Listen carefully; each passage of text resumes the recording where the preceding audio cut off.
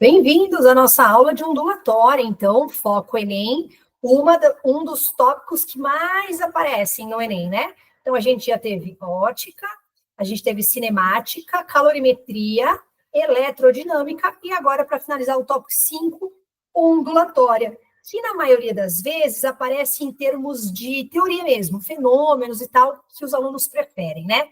Então, rapidamente, a gente só precisa reconhecer algumas coisas, alguns inícios da ondulatória para a gente colocar a mão na massa. Claro que ondulatória, então, estuda o comportamento de ondas, oscilações e fenômenos ondulatórios. Quando a gente fala de onda, nesse momento, tanto faz a gente falar de onda de luz ou de onda de som. Eu vou começar a fazer a comparação, porque onda é onda, né? E é justamente assim que a gente vai diferenciar porque que às vezes a onda sonora se comporta de uma maneira e a onda luminosa de outra maneira, tá bom? Então, primeira grande diferença é a natureza das ondas. A gente tem dois tipos de natureza. Uma do tipo mecânica e a outra do tipo eletromagnética. A mais famosa do tipo mecânica é a sonora. Então, você precisa saber, sim, que onda sonora é do tipo mecânica. E o que é? Qual é a diferença? É como elas se propagam. E toda vez que a gente fala se propagam em ondulatória, não é para ficar difícil. É a questão de como a onda vai, como a onda viaja. É que a gente não pode ficar falando tão popularmente, mas assim, a onda está se propagando, a onda está indo. É para imaginar isso mesmo, tá bom? A onda mecânica, ela precisa de meios materiais para se propagar, para viajar, para ir para frente. Ela não consegue fazer isso quando não tem material. E aí, como que a gente pode pensar? Porque a gente gosta de ver as coisas, né? Sabe jardim, grama, gramadinho bem bonitinho que não pode pisar, que tá bem bonitinho? Aí quem cuida do jardim faz caminho com umas pedras, uns quadrados, ou até umas forminhas de pés, né, de cerâmica e tal, tudo bonitinho, justamente para você não pisar a grama, e sim pisar nessas pegadas, não é? E aí então você pisa na pegada e vai. A onda mecânica se propaga assim. Ela precisa pisar em moléculas, em átomos, em coisas, em meios materiais.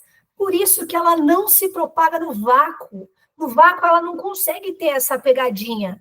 Então ela não vai. E a prova disso é que a gente não ouve o sol. A gente vê o sol, luz. A gente não ouve. Ué, mas o sol tem barulho? Aham.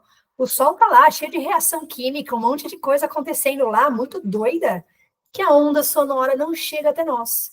Então, onda mecânica não se propaga no vácuo porque não tem esse material, beleza? E é claro que em sólidos, líquidos e gasosos, ela vai se propagar com velocidade diferente, porque quando a pegada é mais pertinho, você consegue correr mais rápido, né? A onda eletromagnética não precisa disso. A onda eletromagnética, ela vibra diferente, ela não precisa desse apoio para se propagar. Por isso que ela se propaga também no vácuo. Beleza? Ó, eu escrevo também no vácuo. Porque daí tem gente que acha que ela só vai se propagar no vácuo. A onda eletromagnética se propaga em meios materiais também. Olha só, você está vendo uma tela iluminada, tem luz aí onde que você está, e a gente está na atmosfera. Embaixo da piscina tem luz acesa, chique, maravilhoso. Então, luz, que é a onda eletromagnética que a gente vai estudar bastante, ela se propaga no vácuo e em meios materiais também, tá bom? A gente só não pode esquecer de ondas de rádio, que são ondas eletromagnéticas também. A onda do seu micro-ondas, que você põe a sua comidinha lá para esquentar, é uma onda eletromagnética. E ela está lá no micro-ondas, no ar, tá tudo normal. Beleza? Essa é a grande diferença.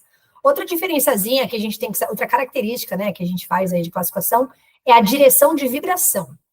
Também são duas, longitudinal e transversal. O som, já que a gente tem que classificar, é do tipo longitudinal. E a luz é do tipo transversal. Qual é a diferença? Vou aumentar esse desenho. Ó, vocês conseguem ver o que está escrito aqui, ó, que eu vou grifar? Está escrito direção de vibração. Tá para cima e para baixo. E aqui, ó, propagação, tá para frente. Então, as ondas transversais, elas se propagam para frente, porém ela vai vibrando para cima e para baixo, para cima e para baixo, para cima. Uma minhoquinha. As ondas longitudinais, elas também se propagam para frente, só que elas vibram para trás e para frente também. Entendeu? Elas vibram assim, ó. enquanto que as transversais vibram assim. Então, a gente fala que a longitudinal, ela tem a direção de vibração e propagação paralela, e a transversal, por isso que chama trans, né? Ela vibra e se propaga perpendicularmente. É isso a diferença. Então, a luz é do tipo transversal, como qualquer onda eletromagnética, e o som é do tipo longitudinal. O som a gente consegue testar de uma maneira muito fácil. Se você colocar a sua mão na frente da sua boca e falar alguma coisa, e pode fazer o teste, porque todos vocês estão com o microfone desligado. Então, ó, fazendo o teste, testando o som, você sente o ar vibrando na sua mão. E é assim que o som se propaga. Ele sai aqui, né, da minha gargantinha, da minha boca e tal, e aí vai se propagando no ar, de maneira longitudinal. É assim que ele vai, é assim que ele se propaga. Beleza? A luz é de... Oi? Aqui, ó, eu acho que eu anotei errado. Eu coloquei transversal, ela se propaga para frente e vibra para cima e para baixo. Transversal é. Isso, de maneira perpendicular. Isso. Eu falei ao contrário? Não. É que eu na hora que eu não estava olhando para o slide e eu estava só anotando, tá? E elas são paralelas, né? A longitudinal. Ah, é aí que eu errei, então, tá. A longitudinal, pensa na palavra, é longínqua. Então, a vibração e a propagação é longínqua, é na mesma direção. Elas são paralelas. A transversal, sabe rua transversal? É aquela que corta, assim, ó, transversal. Então, ela vibra na vertical, por exemplo, e se propaga na horizontal.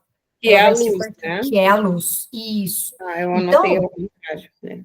Pegando a ideia da luz, a luz é uma onda eletromagnética. Por que tem esse nome? Porque tem campo elétrico e campo magnético vibrando. Então, enquanto, por exemplo, o elétrico se propaga na horizontal, o magnético se propaga na vertical. Por isso que essa onda é transversal. Todas as ondas eletromagnéticas são do tipo transversal. O campo elétrico é transversal ao campo magnético. É uma loucura só. Mas a ideia é mais ou menos essa. E o Enem não entra em detalhes, é só para a gente viajar mesmo. Beleza?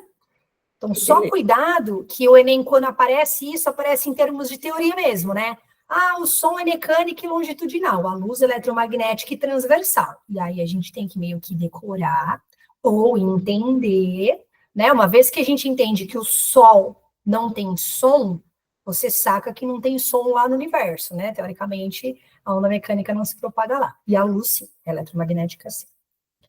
Beleza? Qualquer coisa, pergunta mais aí. Elementos de uma onda. A gente precisa ver os nomes e entender esse desenho clássico de uma onda. É o desenho básico clássico que aparece no Enem. Então, tem nomes que a gente precisa saber. Por exemplo, assim, ó. Tá vendo esse pontinho que eu tô desenhando, ó? De verde. Aqui tem outro pontinho. Ali em cima tem outro pontinho. Ele chama crista. Crista é o ponto mais alto de uma onda. Tipo a crista de galinha. É a parte mais alta da galinha. Surfista surfa na crista da onda, na parte mais alta. E a parte mais baixa, aqui, ó, a gente tem dois pontos no desenho. Tem aqui e tem aqui. Deixa eu grifar que fica mais fácil. Aqui, né, ó, esse ponto e esse ponto. Chama vale. É um vale ou cava. Às vezes vem o nome cava. Normalmente a gente usa o nome vale. Beleza? Cristo, o ponto mais alto, vale, o ponto mais baixo. O nó são esses pontos aqui, ó, que não vibram. Eles nem estão lá em cima e nem estão lá embaixo. Eles estão no zero da minha onda. Porque ou a onda vibra para cima, ou a onda vibra para baixo. Aqui no equilíbrio, chama nó. Eu não tenho energia nesses pontos. Eu não tenho vibração. É parado. É um ponto parado. Quando você coloca a sua comida no micro-ondas, vê se já aconteceu isso com vocês. Às vezes o micro-ondas está muito bem assim tal, aí você põe a comida, achando que vai ficar legal tal. Aí você come um pedaço da comida, tá gelado ainda. E a outra esquentou, mas não. Essa parte que não esquentou, ela estava num nó das ondas do micro-ondas, porque não vibrou. Por isso que o micro-ondas tem que girar o prato.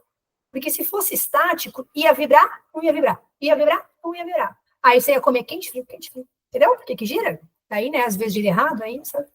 Mas no funcionamento normal das coisas, ele tem que girar para ter a parte que vibra em todos os pedacinhos da nossa comida lá. Beleza? Uma coisa muito importante que a gente tem que saber. É isso aqui, ó. Isso daqui é uma letra grega que chama lambda. Lambda. O que significa o lambda? É o comprimento de uma onda. Isso que está desenhado de azul aí na tela para vocês, essa minhocona, não é uma onda só. Essa minhocona é uma representação de uma oscilação. Quantas ondas eu tenho? E a gente aprende a calcular o número de ondas. Uma maneira de calcular é indo de crista até a outra crista. Uma onda até a outra crista, outra onda até a outra crista, e assim por diante. Outra maneira de a gente calcular é indo de vale até vale, ó. Aqui embaixo, ó, eu poderia falar que eu tenho um comprimento de onda, ó, um lambda, comprimento de onda. Ou, para a gente generalizar, para eu medir uma oscilação completa, eu preciso sair de um ponto qualquer da minha onda e chegar no próximo ponto equivalente. Ou seja, se eu sair de uma crista, o próximo ponto equivalente é a própria crista. Se eu sair de um vale, o próximo ponto equivalente é o outro vale. E se eu sair do ponto zero, se eu sair daqui, ó, bem do comecinho, eu vou subir na crista, vou desenhar aqui, ó, vou subir, vou descer, ainda não cheguei no ponto equivalente, porque eu não passei por um vale. Então, eu vou continuar passando pelo vale, aí sim eu chego no outro ponto equivalente. Perceberam que isso é uma onda completa? Então, nesse desenho azul, eu tenho uma onda completa, mais a outra onda completa, mais um pedacinho, mais metade. Então, se a gente fosse analisar, aqui eu tenho 2 ondas e meia. E isso é muito importante vocês saberem analisar, porque daqui a pouco os eixos vêm com o tempo, com a velocidade, com o delta S, aí dá aquela misturada legal nos assuntos de física, e a galera pira. Então, uma oscilação completa é sempre de um ponto equivalente a outro equivalente. Se for de uma crista a uma crista, tiver fácil no gráfico crista a crista, show de bola. Se for de vale a vale, legal. Se for de 0 a 0, cuidado que não é o próximo zero, hein? Que você precisa completar uma crista e completar um vale para ser equivalente. Também show de bola. Tudo depende do gráfico que a gente tiver. Beleza? A altura da onda, e é a altura entre aspas, para quem não está me vendo, só me ouvindo, porque às vezes ouve só a gravação, a altura, isso aqui, ó, chama amplitude. É do zero até a crista. Mede uma amplitude. Ou do zero até o vale.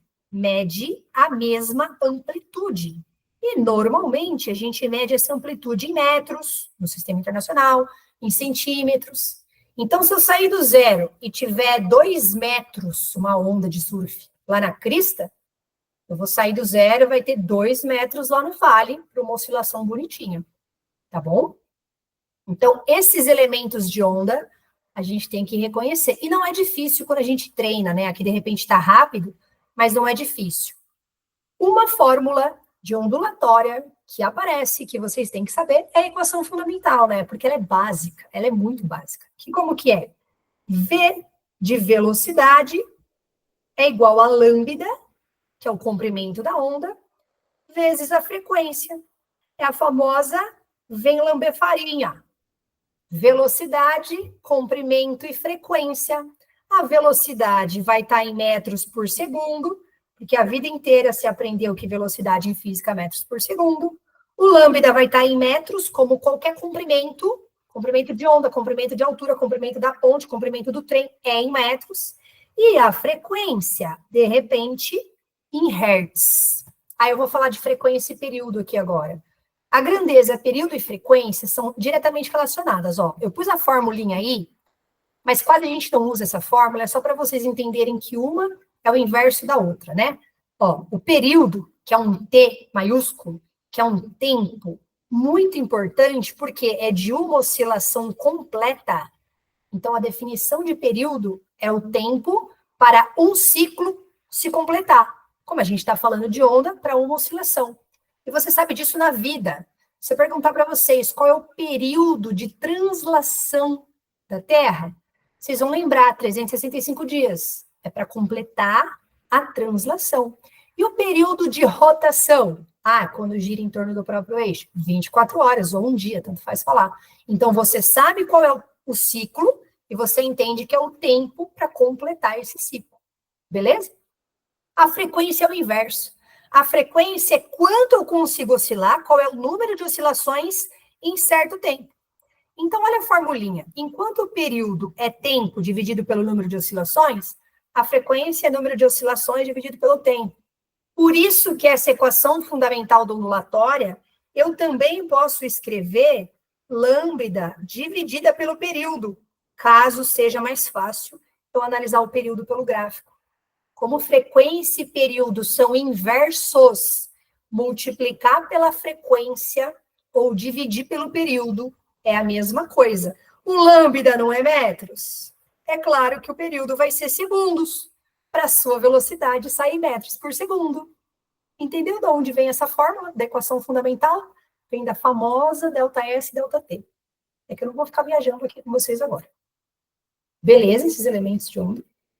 E aí, assim, ó, esses fenômenos, se você tiver como tirar um print dessa tela, porque eu só vou falar, não vou ficar escrevendo, tira um print e vai anotando, ou depois vê a gravação aí e anota com mais tranquilidade. São os fenômenos que você tem que saber das ondas, né, fenômenos ondulatórios, que aparecem no Enem. Nossa, mas são muitos. Mas são fáceis, você só precisa saber o que é. Não tem fórmula, não tem nada. Quer ver? Você já ouviu falar de reflexão da onda?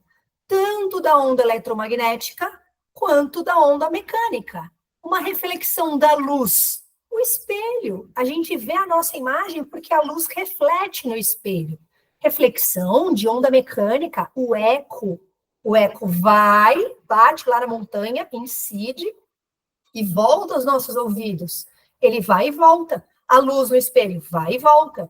Isso é reflexão. Então, anota aí que a reflexão pode acontecer tanto com onda mecânica quanto com onda eletromagnética, luz e som, beleza? Não muda nenhuma característica.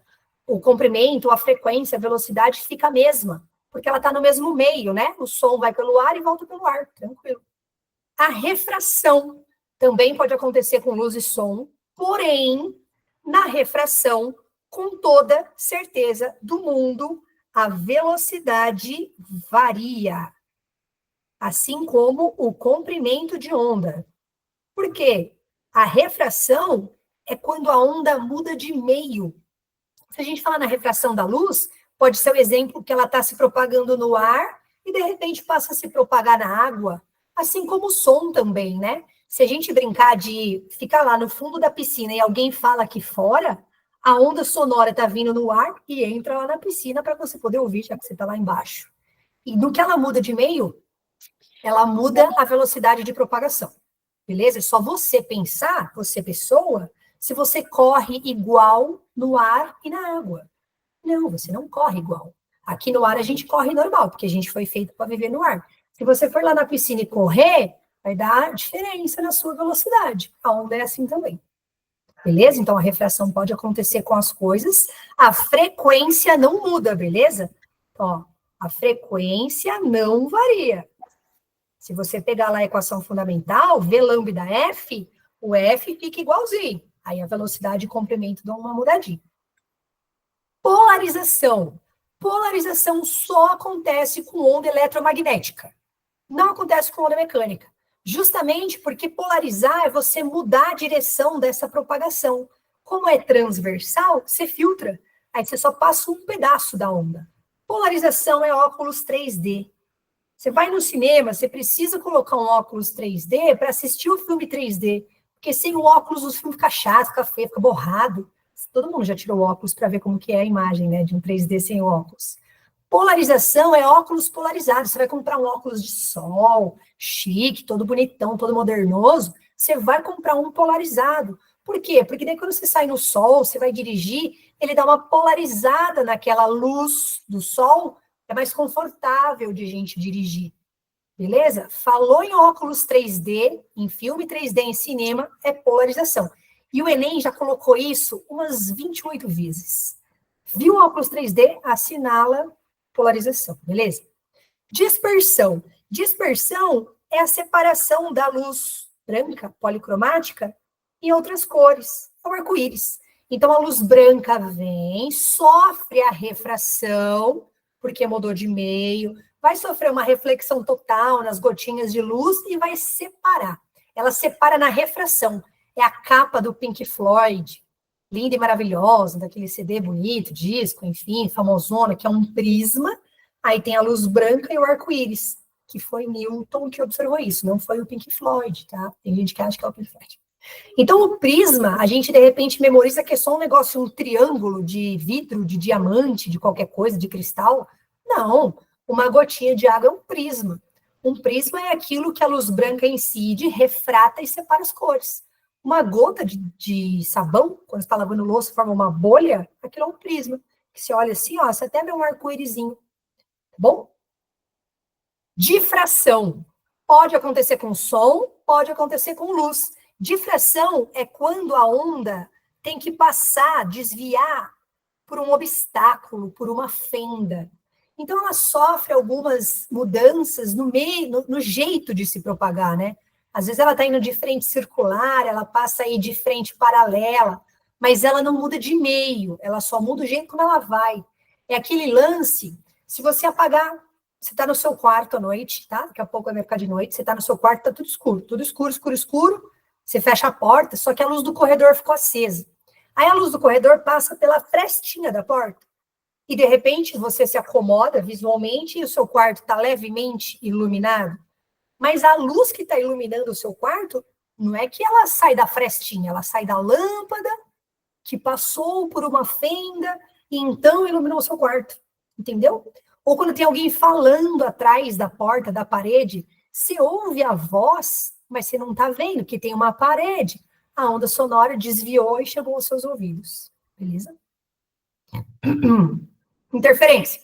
Interferência também acontece com onda mecânica e com onda eletromagnética. Interferência, para quem ouve rádio no carro, rádio, não Spotify, não internet, rádio, tá na estação de rádio. Se você faz uma viagem longa, de repente a rádio para de funcionar, aquela estação sai do ar, né? A gente vai falar saiu do ar nada.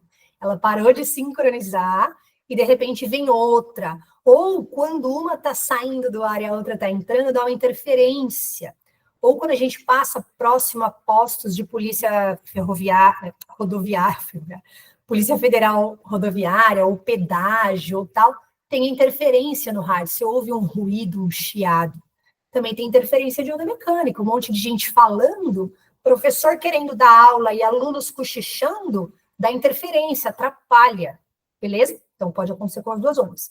Ressonância também. Ressonância magnética é muito famoso aí no mundo da medicina. A gente só precisa saber que existe, a gente não entra em detalhes no mundo da física e ensino médio. E a ressonância mecânica tem a ver com a amplitude da onda, com frequência. Então, é aquele lance de quebrar um copo gritando. Já viu em programas de televisão, em vídeos aí do TikTok? Uma pessoa pega uma taça de cristal e começa... A taça começa a vibrar porque entra em ressonância. Então, a pessoa tem que falar, tem que emitir a mesma frequência natural da taça. Aí fica lá, aí a amplitude vai aumentando até que rompe as barreiras e quebra. Às vezes, quebra a janela, vidro, quando um caminhão passa na rua. Box de banheiro, do nada quebra. A casa é mal assombrada. Não, meu. Passou um caminhão, coincidentemente, a vibração do ar foi a mesma daquele vidro. Rompeu, quebrou.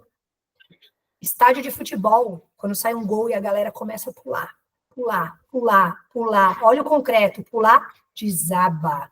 É ressonância mecânica, tá bom? Então tem a ver com frequência. A fonte e o objeto precisam estar com a mesma frequência.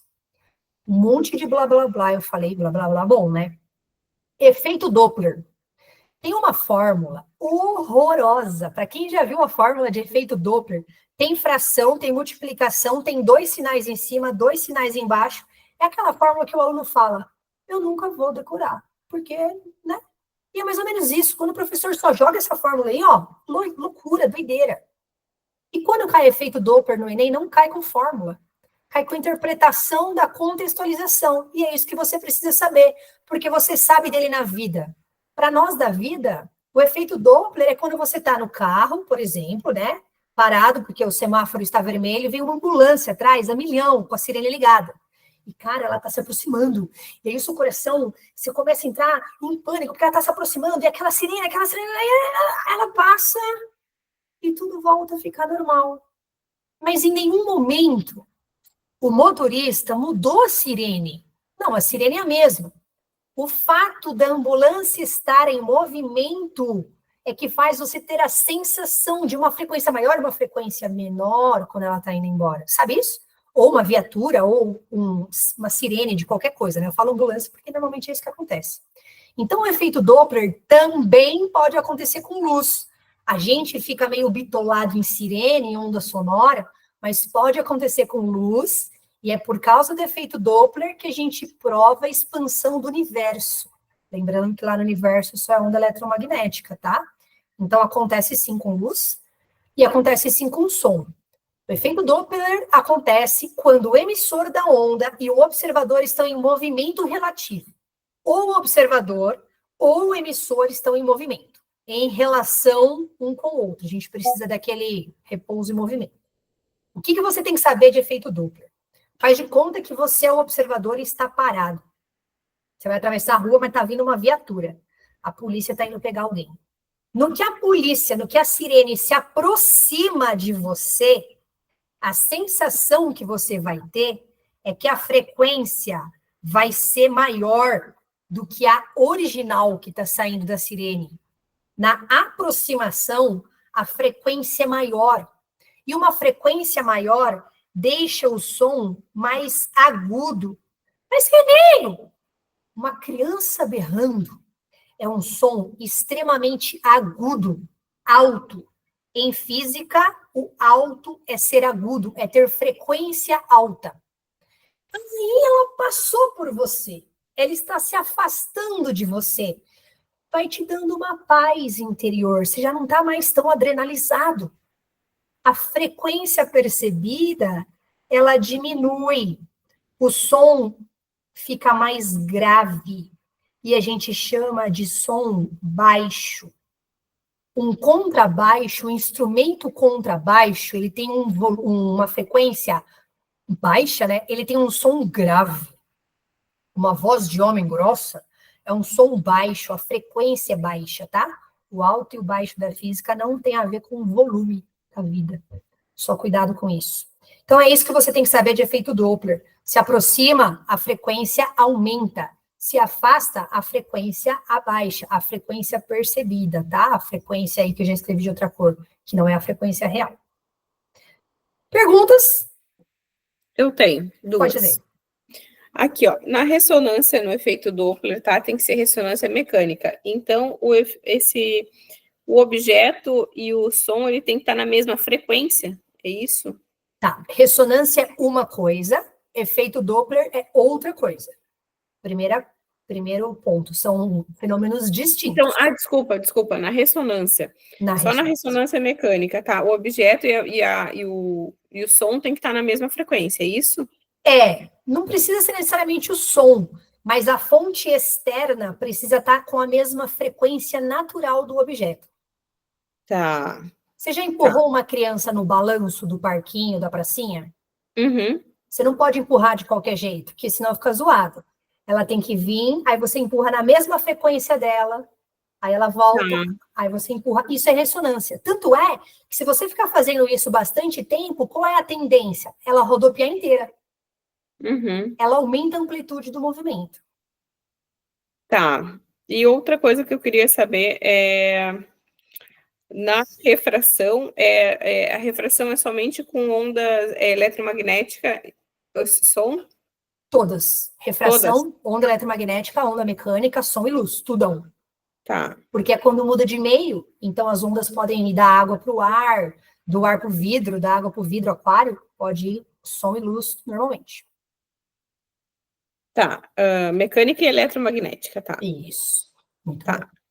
Obrigada, prof. Imagina. Gabriela, pode falar ou escrever? Como que você prefere? Ô, Sora, então, você viu a notícia de que os cientistas, eles acharam uma nova cor? Nova cor? Uma cor que chama holo. Não E vi. tipo, é um negócio recente. Eu não Tá. fui muito atrás, mas quando eu for falar da diferença de uma cor para outra, eu falo na questão de quê? Tipo, da Frequência. onda, da frequência. Frequência. Isso. Então, como ela vibra é como, falando da luz, né? Como ela vibra é como a gente percebe. Então, por exemplo, assim, ó, a luz branca, que tem todas as cores, né? Que formam o arco-íris. No que ela sofre a refração e aí acontece a dispersão, cada cor separa, porque cada cor tem a sua velocidade, porque cada cor tem a sua frequência. E aí, o que você vai entender? Para, sei lá, ver se vai ficar melhor na sua cabeça. Por exemplo, assim, ó, na refração é a mudança de meio, certo? Então, a luz branca, quando sofre refração, ela pode separar, ela pode sofrer a dispersão também. Se eu pegar um laser vermelho, sabe, essas ponteiras de dar aula, palestra e tal, e colocar aqui no ar e tiver um copo de água, o vermelho está no ar, mas é vermelho mesmo que continua na água, não muda a cor, então não muda a frequência dela. Beleza? Entendi. Então, essa cor aí que de repente falaram que é uma cor nova, pode ser uma cor que os nossos olhos percebam e não tinham percebido, né? Em alguma frequência da nossa faixa visível, porque a gente não enxerga tudo. A gente só enxerga uma determinada faixa de frequência, né? Tanto é que a gente não enxerga as ondas ultravioletas, mas a gente sabe que queima a pele. A gente não enxerga as ondas infravermelhas, mas você muda a televisão com controle. Né? A gente não vê, mas a gente sabe que existe. Então, essa cor aí, de repente, está nessa frequência e tal, que o ser humano possa enxergar. Então, eles tinham comentado no lugar que eu vi que, tipo assim, os cientistas eles usaram um aparelho que aumenta esse campo de visão e eles conseguiram enxergar essa cor, que era meio um azul esverdeado mais intenso. Mas eu entendi, obrigada. Imagina. Se tiver mais perguntas, podem fazer. É normal a gente usar aparelhos para enxergarmos frequências que a gente não enxerga, principalmente do universo, né? A gente capta informações no infravermelho, daí a gente põe lá para a gente poder enxergar, a gente, ser humano, né? Enxerga mal. Professora, Oi, pode falar, tudo bem? tudo bem. Quando tu falou de polarização, aí eu lembrei que ela funciona só para as ondas eletromagnéticas. Perfeito. E essa ressonância, quando fala da mecânica, eu associo facilmente à ressonância. Mas quando eu falo para eletromagnética, na ressonância, eu tenho dificuldade. Para um exemplo. Então, o exemplo é o aparelho de ressonância magnética, Ah, seja certo, que a gente faz tranquilo. exame. Você Tanto falou, é, até esqueci, acabei esquecendo. Tá. Não, perfeito. Tanto é que nesse exame de ressonância magnética, não sei se alguém aqui já fez, já esteve perto, é muito perigoso a gente entrar com metais. O campo magnético lá dentro é muito intenso, porque vibra, né? Então, se você entra com metal, funciona como um ímã. E tem casos, infelizmente, de pessoas que não respeitam isso e entram com armas, né? E aí a arma pode disparar, porque ela é colada, ela é chupada pela máquina, porque é um campo muito intenso e dispara e causa acidentes. Então, quando a gente fala de ressonância magnética, com a onda eletromagnética, é a gente pensar naquele exame, que a gente transforma em imagem, né, para a gente poder ver. Professor, tu me fez lembrar agora um caso que eu vi uma especialista falando que pessoas que fazem tatuagens em alto relevo correm o risco, porque tem muito ferro presente ali, aí pode ter queimaduras graves. Aí ele tem que avisar, eles diminuem a intensidade do campo magnético, e porque senão acontece isso mesmo. Ou pessoas que têm pino, parafuso, placa, por alguma cirurgia, marca-passo, ou aquele aparelhinho para ouvir melhor, tem tudo ímã, tem tudo metal ali, né? Por isso que quando a gente vai fazer um exame desse, você tem que preencher aquela ficha bem perfeitinha, porque senão vai dar mais problema do que solução no exame, né? É isso mesmo. Beleza? Mais perguntas? Alguém quer falar mais alguma coisa? Não? Então, olha só, vamos testar o nosso conhecimento. De novo, gráfico. Então, para vocês entenderem que gráfico cai em todos os setores, todas as frentes, cinemática, ótica, eletrodinâmica. Isso daqui, ler o gráfico com tranquilidade, você não precisa ter, de repente, nada da teoria do assunto. Quer ver? Eu vou ler. Ele tá pequenininho, mas aí depois eu mando o material para vocês, né? Vocês vão ler maior, tá bom? O ouvido humano apresenta algumas características interessantes. Uma delas é que existe uma intensidade mínima ou limiar de audibilidade e zero, abaixo da qual o som não é audível. O nível de audibilidade é a grandeza que quantifica a audibilidade, sensação, e a sua unidade é o fono. A gente nunca ouviu falar disso na escola, nenhum professor fala disso. E daí? Medido em decibéis. Decibéis a gente já ouviu falar na vida. O gráfico contém, em escala logarítmica, curvas de igual audibilidade, isto é, cada curva representa uma mesma audibilidade para diferentes frequências. Então, vamos lá. Nível de intensidade em decibéis, ó, tô lendo o eixo do gráfico. E frequência. Ele falou alguma coisa disso lá no texto, né? Eu nem vou olhar para o gráfico ainda, eu preciso primeiro ver a pergunta, e depois eu queimo o meu fosfato. Embaixo do gráfico, está escrito assim, ó. Eu vou ler, porque às vezes fica bem na... Eu sei onde marca a tela aí, mas eu vou ler, olha lá. Considerando a frequência de 90 Hz, o menor nível de intensidade em decibéis, para que possamos perceber algum som é... Então, ele está falando de 90 Hertz, né? Ó, frequência de 90 Hz. Eu vou na linha da frequência e eu tenho que achar o 90. Ó, começa no 20 e aqui tem o 100. Então, cada linha de 10 em 10, então 20, 30, 40, 50, 60, 70, 80, 90. Ah, tá. Então, olha só, deixa eu pegar outra caneta. Ou 90 aqui, ó. Eu vou chegar lá na minha curva. Cheguei. Pronto. Esse é o mínimo. Antes disso, não tem curva, então não estou ouvindo nada. Aí eu vou lá no outro eixo e vou ler. O que que tem aqui? Ah, aqui tem 40 decibéis. E não foi isso que ele perguntou? Em decibéis? 40. E fechou a questão. Uhum. Ah, mas isso é fácil, não cai comigo. Cai. Vamos torcer para que caia com você. Então, às vezes, o gráfico vai fazer seu coração bater mais forte só no olhar. Quando a gente consegue ler de uma maneira mais tranquila, e durante o curso a gente treina essa ansiedade, olha lá, era só identificar o 90 e ler os decibéis. Belezinha esse aí, né? Mais um de onda. Esse é clássico, olha lá. O eletrocardiograma é um exame cardíaco que mede a intensidade dos sinais elétricos advindos do coração. Todo mundo já ouviu falar de eletrocardiograma. A imagem apresenta o resultado típico obtido em um paciente saudável e a intensidade do sinal em função do tempo. Olha lá, intensidade do sinal em função do tempo. Beleza. Perguntinha.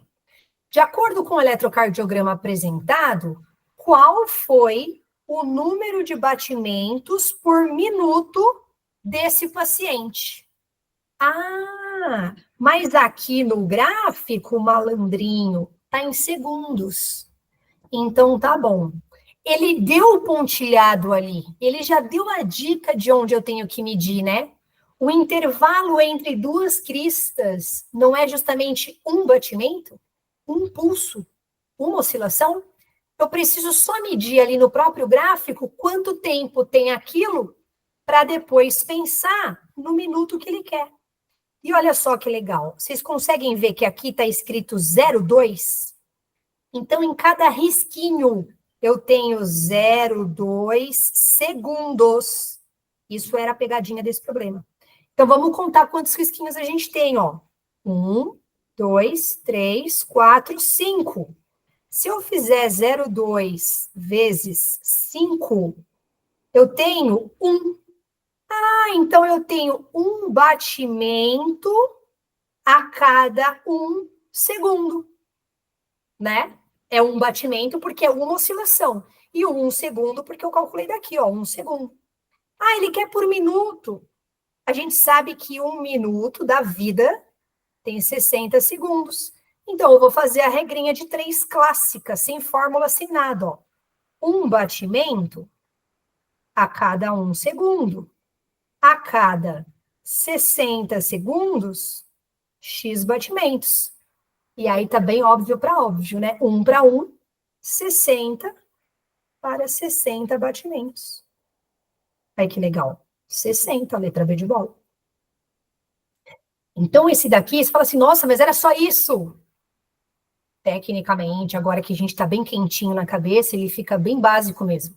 Mas se você não entende que um pulso é justamente o que ele deu, não presta atenção no eixo que está em segundos, nem naquele 0,2, tem gente que não sabe nem por onde começar a resolver essa questão. Então, vamos começar a ter na nossa cabeça que quando tem gráfico, ele ajuda a gente a visualizar. De verdade, a gente tem que abrir o nosso coração para gráficos. Vamos mais uma? Vamos lá, se tiver perguntas aí, por favor, hein? Tá chegando no final. É a penúltima de hoje. Vou ler o texto. Esse texto é mais ou menos grande, mas é só para atrapalhar a nossa vida, ó. Projetistas de uma fábrica de amortecedores realizaram uma série de experimentos que produziram oscilações semelhantes ao comportamento do gráfico de uma senoide. Ai, meu Deus. Para qualquer tipo de estrada. Cada experimento teve duração de 20 minutos, sendo os 9 primeiros minutos em superfície que simula uma rodovia asfaltada, e os 11 minutos restantes em superfície que simula uma estrada de chão, estrada de terra, estrada de chão, aí, dependendo de onde a gente mora. Para os amortecedores serem aprovados nos experimentos, exige-se que as amplitudes das ondas oscilatórias em cada tipo sejam constantes. E ainda que a amplitude de oscilação do amortecedor no asfalto seja menor do que a amplitude da estrada do chão. O tipo de gráfico que descreve o comportamento é... Primeira dica, ele falou que as amplitudes devem ser constantes. Vocês lembram que a amplitude de uma onda, entre aspas, é a alturinha que ela vai para cima, a alturinha que ela vai para baixo? A alturinha que ela vai para cima, a alturinha que ela vai para baixo? Tudo bem? Tá bom. Então, na terra, tem que ter uma determinada amplitude constante. No asfalto, outra determinada amplitude constante. Tá bom? Se a gente analisar aqui, ó, a letra A tá assim, né, ó. Aqui, então, nos primeiros minutos, ó, tá constante. Lá depois tá constante. Então, essa letra A, em relação a isso, tá ok. Olha a letra B. Vocês percebem que tá diminuindo aqui, ó, o negócio? Tá diminuindo. Então, isso aqui, ó, já vamos descartar. Olha aqui a letra C. Se eu aumentar um pouquinho, acho que dá para perceber mais, né? Olha uma amplitude grande que tá diminuindo também, ó, tá ficando pequenininha. Tá vendo? Essa aqui, então, não dá para chutar, né? Não dá para analisar. Lá na letra D tá igual, ok. E na letra E também, tá ok. Certo? Então, a gente está em dúvida entre três. Qual vai ser a diferença? Agora, ele fala que a amplitude no asfalto, tá aqui, ó. Amplitude no asfalto seja menor do que na estrada de chão. E o asfalto é o comecinho do gráfico. Ah, olha a letra D e a letra E. É a mesma amplitude, ó, no asfalto e na terra. No asfalto e na terra. Aqui também, ó. No asfalto e na terra é igual. No asfalto e na terra é igual. Não tá bom. Na letra A, aqui, ó, o asfalto tá menor. Aqui na estrada de chão tá maior. Pronto, fechou. Letra A. Então, para resolver essa questão, que teoricamente é média, você tinha que reconhecer, a ler, né, amplitude de onda. Professor, pode falar. Eu achei muito interessante, porque as imagens, de imediato, sem a pessoa ler cuidadosamente, relembra frequência. Uhum. As imagens, né? Por si só, ela lembra frequência. Isso, mas elas remetem à frequência também, né? Quando essas ondas estão mais assim, a frequência é maior, elas estão vibrando mais. Isso. Mas ele falou para a gente prestar atenção na amplitude. Perfeito. Então, claro que tem a ver com frequência, no teste real de pneu, de amortecedor, deve ter isso, é claro. Mas é só a gente analisar a amplitude. É menos difícil do que parece ser. Professora. Oi. Poderia voltar na questão anterior, que eu não entendi ela direito. Essa aqui? Do eletrocardiograma? Isso. Diga. Eu não entendi ela direito. Tá. Tudo bem a pergunta dele? Ele quer o número de batimentos em 1 minuto? Tá. Só que o texto, né, o gráfico, ó, vou apagar aqui e fazer. Ele não fala os minutos, o gráfico, né? Não, ele fala os segundos, ó o eixo aqui, o eixo X, tá vendo que eu tô grifando agora de verde para Tá, mas você? não fala quantos, né? Fala, é isso aqui, ó, é esse desenhinho, ó. Ele me conta que um quadradinho desse mede 0,2 segundos. Essa é a legenda do gráfico. Ele me deu a medida de um risquinho na horizontal, o eixo na horizontal é o tempo, então ele deu que uma medidinha horizontal mede 0,2 segundos. Tá. Então, eu tenho que contar quantos quadradinhos eu tenho aqui nessa horizontal. Uhum. Que foi o que a gente contou, 5 quadradinhos. Tu não conta do início até ali, né? Tu só pega o período que ele marcou, é isso? O período, exatamente isso, o período que ele marcou. Mas qualquer período que você pegar vai ser a mesma medida. Eu preciso sempre pegar um período. O que é um período? O tempo de uma oscilação. Então, bateu, oscilou, bateu de novo. Então, a oscilação está entre 2 picos de ondas, 2 pistas de ondas. Entendi. Beleza? Isso daqui, ó, vou deixar arriscado aqui, que daí eu vou mandar para vocês. Isso daqui é um batimento. Ó, bateu. Tum. Qual foi o tempo entre o tum e o tum? 1 segundo. Tá. Por isso que em 60 segundos bate 60 vezes. Uhum. Entendi, obrigada. Beleza. Tudo bem? Podem perguntar, hein? Tudo bem esse do batimento? Tudo bem esse da onda? Tranquilo? Vamos para o último da aula, ó. Que, de novo, claro, né, ondulatória que é o assunto, mas teórico. E uma galera, ó, vamos lá. Uma ambulância em alta velocidade, com a sirene ligada, desloca-se em direção a um radar operado por uma pessoa. O radar emite ondas de rádio com frequência FO, que são refletidas pela dianteira da ambulância, retornando para o detector com frequência FR. A percepção do operador do radar em relação ao som emitido pela sirene é de que este se altera à medida que a ambulância se aproxima ou se afasta. Beleza? Pergunta. Durante a aproximação, como o operador percebe o som da sirene e qual é a relação entre as frequências FR e FO medidas pelo radar? Aí as alternativas primeira parte, né? Como ele percebe mais grave ou mais agudo na aproximação? Acabamos de ver como funciona, né? Um efeito Doppler. Então, só lembrando, na aproximação, a frequência fica maior, a gente fala que a frequência alta emite um som agudo, estridente. Então, ó, som mais grave não é, agudo, ok, mais grave não é. Beleza? Uma vez que estão em movimento porque está se aproximando, não tem como as frequências serem iguais. Não dá. Porque se a frequência é igual, eu não vou perceber mais agudo ou mais grave, eu vou perceber igual. E já é mentira. E aí a gente tem que saber, então, né, que a frequência percebida, a que ele vai receber, ó, essa FR, que é a recebida e a refletida, é maior do que a frequência real emitida, né? Essa é a real. Essa aqui é a percebida. No efeito Doppler, sempre é a percebida que muda em relação à real. Ou ela é maior, ou ela é menor. Na aproximação, ela é maior. Então, aqui, ó, fica a letra D virada. E quando você fala em efeito Doppler, a galera pira, porque é muito confuso, porque não sei. E, de repente, é mesmo. Quando a gente põe números e fórmulas e tal, fica confuso mesmo. Mas quando você entende o fenômeno, você consegue resolver questões e fazer pontos de aumentar a sua TR. Perguntas? Professora, Oi, pode falar. era para você abrir uma turminha de matemática para a gente, porque você torna as coisas difíceis muito fácil, mas Maria, Abrir eu de estou me sentindo uma matemática. criança de 5 anos de idade, eu estou achando tudo bobinho demais com a sua explicação. Quando eu olhei antes, meu Deus, não vou conseguir entender isso nunca, mas, minha Nossa Senhora, parece tudo fácil demais. Mas Eu eu estou imaginando isso em fico matemática. muito feliz com o seu comentário, E a gente vai se encontrar no curso, né? Você e a Daniela, a gente vai ficar bastante amigos. E eu, pessoalmente, vai ser redundante, né? Mas é uma opinião minha, claro, pessoalmente falando.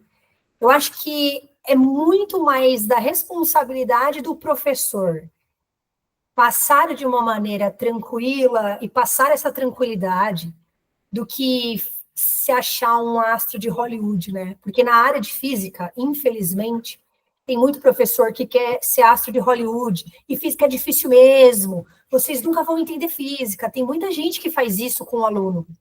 E eu, porque eu amo dar aula para ensino médio, e tem alguns alunos meus aqui de ensino médio, eu quero o contrário disso, eu luto contra isso.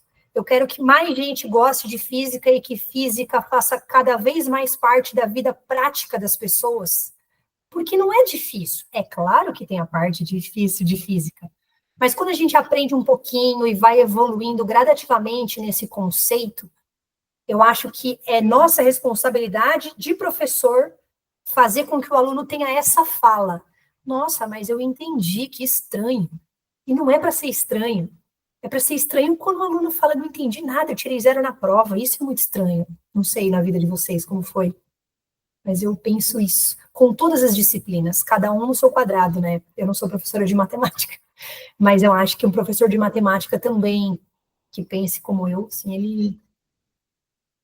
Deixa eu ver a Lorena. O que a Lorena escreveu aqui? Peraí que eu preciso abrir.